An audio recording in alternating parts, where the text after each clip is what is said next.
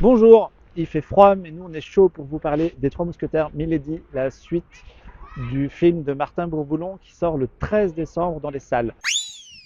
Moi, le premier volet, je l'aimais bien, je le trouvais assez divertissant, il prenait beaucoup de liberté avec le roman d'Alexandre Dumas, mais il y avait quelque chose de joyeux, de festif et des bonnes scènes de combat et des tentatives de mise en scène. Il y avait vraiment de chouettes idées qui m'ont beaucoup plu. Le nouveau volet commence là où le premier s'était arrêté.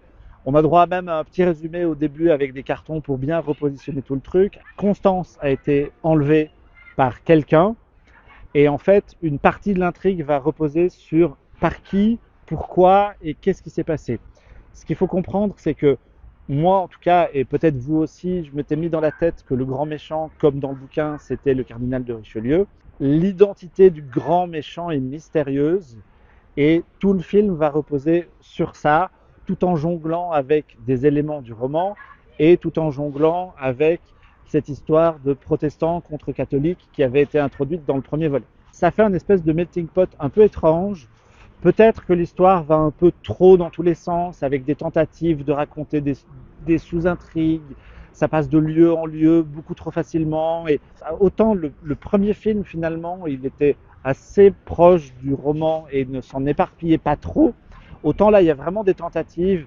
Il y a même un passage assez ridicule où Porthos se trouve plus ou moins une copine via une scène bizarre dans une enceinte à La Rochelle où il y a Alexis Michalik qui fait une apparition. C'est vraiment, vraiment très, très mal fichu. On espérait que les quatre mousquetaires étaient beaucoup plus mis en avant dans ce film-là et que la somme des deux ferait quelque chose de satisfaisant.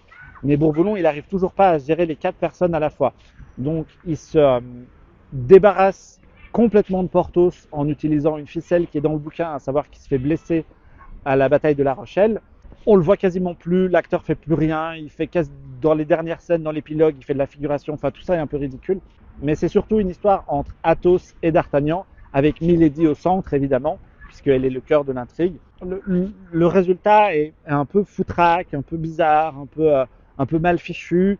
À côté de ça, il y a toujours des choses qui fonctionnent bien. Moi, je continue toujours à apprécier les acteurs.